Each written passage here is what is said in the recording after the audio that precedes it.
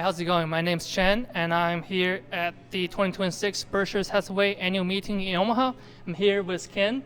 Thank you, Ken, for taking this opportunity to interview. Can you first talk about what you do for a living, please? Sure. Yeah. So I'm Ken Majmudar. I've been coming to the Berkshire Hathaway annual meeting since 2002.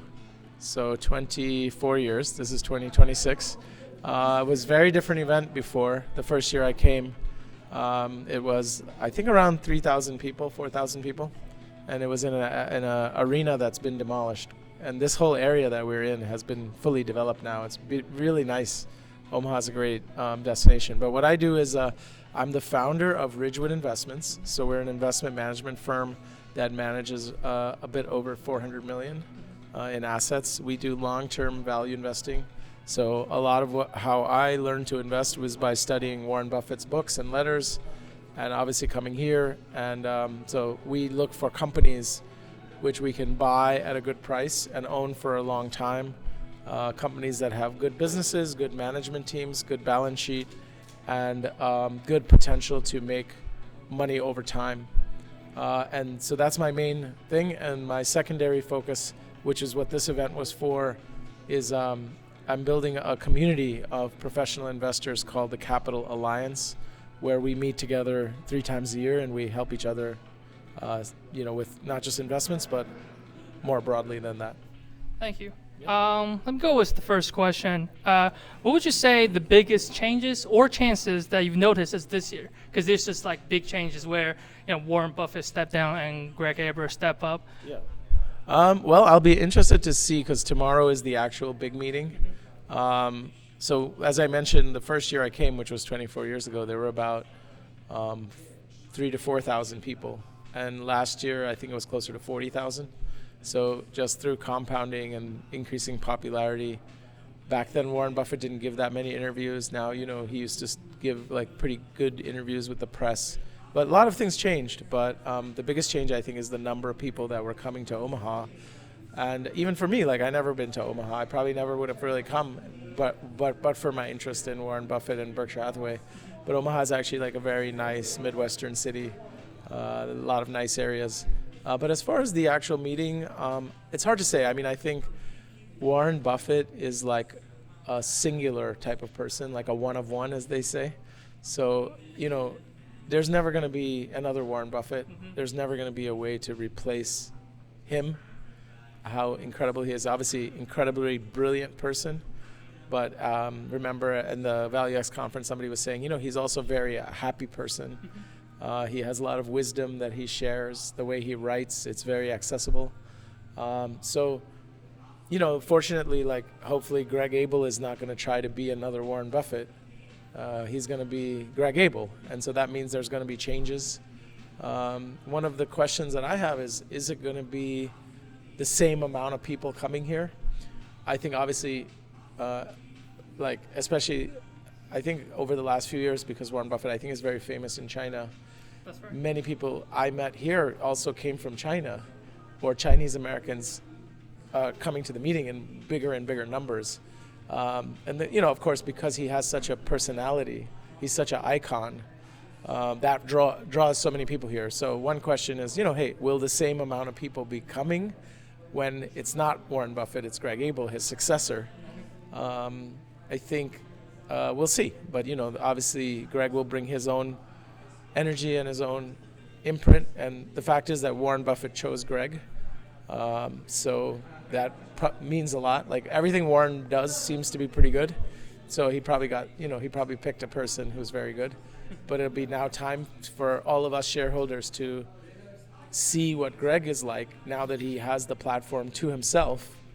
How does he answer questions, and how does he think, and what changes will he make into the legacy that Buffett created? I think the answer is we'll see. We'll see. Yeah. Well, thank you. And the second question is for you as an investor. Yeah. What fields or industry are you most interested in investigating in, and what kind of factors kind of influence that now? I think I look for things that, similar to what Buffett talks about, is what businesses are going to succeed in the long term, And so the way Buffett talks about is he talks about businesses with moats, right? Moat, like in the old days, you have the castle, and the castle has the water around it with the, say, crocodiles in it. Mm-hmm. So if any invaders are going to come, they have to get through the water and the crocodiles, right? And so that's obviously like an image, but in a business, you have certain businesses that are much harder to compete against because they have so much of an advantage compared to other things, right? So the question is like, what businesses have moats? Now with technology, moats can be changing. So give an example, like Buffett, at one point he owned a newspaper company called Buffalo News. It was in Buffalo, New York. And that business eventually, because of the internet, newspapers are basically went away, right? But then he also bought See's Candies, and See's Candies is doing really well today because people still want to eat candy, and they just increase their prices every year. So like See's Candies, because everybody grew up with See's Candies in that area, they have a moat in their area. But then if they try to go somewhere else, like when See's Candies did try to open stores in other faraway places, it didn't really work. So their moat is more regional. And then you have something like the railroads, BNSF, where their moat is like they literally own the only tracks, right? And they have all of this rolling stock and all of these trains, and that's hard to replicate. It's so expensive. So they have that kind of a moat. So I think the challenge and the opportunity will be with everything changing in the world, with AI and technology advancing, there's going to be businesses that are creating new moats that are very powerful.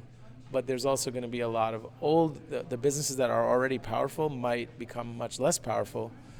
So I'd like take a business that might be like YouTube.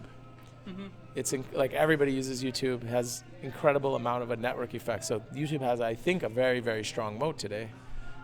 So that could be like the type of thing that is a growing moat. But then with AI now, if your moat depends on high, like special knowledge that you own and other people don't have, that's probably a moat that's going to start to go away. Well, final last question. For all the youngsters now, all the young investors, what is some of a piece of advice that you will give to them that help them to adjust the 2026 era? Well, I think I would say two things. One is like a opportunity or something I've learned, but also second thing is a warning, right? Or an observation. Now I'm more familiar with America and less, although I'm from India, so I understand the immigrant experience or being Asian. But let me start with the best investments that you can make are always in knowledge and education. So don't neglect that. Especially with AI, the way it's going, it would be very easy to have like your brain just shrivel and die because everything is just, I'm going to type it into ChatGPT and whatever the answer is. So your brain cells are not going to flourish that way. So don't just use it as a tool, but don't use it as a crutch. I don't have to think anymore because AI will just do all the thinking for me. That would be the wrong way to go. The other thing that's very interesting to me is like there's obviously many, many ways to invest successfully. First of all, you have to save in order to invest. You have to have the values of like the basic values that we learn here in Omaha or wherever. But whether you want to do an index fund or you want to buy stocks or whatever, like do it thoughtfully.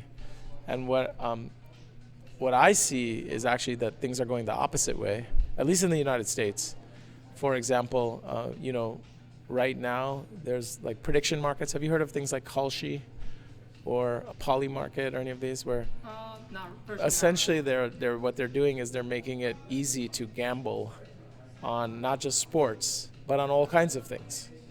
And I think actually, I'm not as familiar with it, but I know like Chinese culture, there's like a lot of interest in gambling also. Yes. But so what's happening is that emotions and human nature being what they are, people love the excitement of like gambling or the dopamine rush of like, I made the bet, I made quick money or whatever. But it's not real and it's not something you can rely on. So I would say that don't get sucked in by these quick money things because ultimately they don't lead to quick money or slow money. Better to build your house on a strong foundation that you can rely on and that will be there and over time will grow. So just watch out for the quick flashy things. That's not where it's at. Do things that are valuable. The way to attract money and success is to deserve it. And the way to do that is invest in yourself and build value and values and relationships, and then slowly you will get money too. Well, thank you so much, Ken, for today's interview. I appreciate your time. Thank you.